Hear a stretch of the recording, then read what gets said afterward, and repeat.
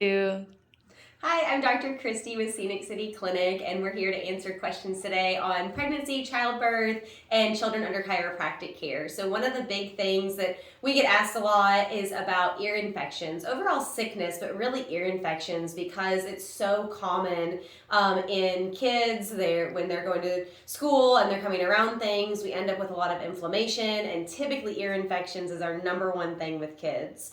So the research actually shows that upper cervical chiropractic is more effective in treating and getting rid of those ear infections and keeping them away than antibiotics is.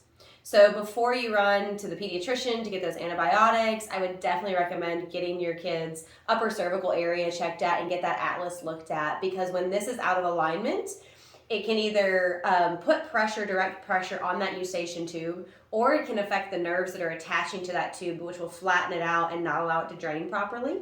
So when we get the atlas back in alignment, it gets the pressure off of that eustachian tube and allows the eustachian tube to open up and for that to drain so that we don't have that fluid in there, and that's where that infection can come from. So from kids all the way to adults, when we live in Chattanooga and all the allergies that we have, getting that upper cervical spine checked is super important to make sure that those ears stay healthy.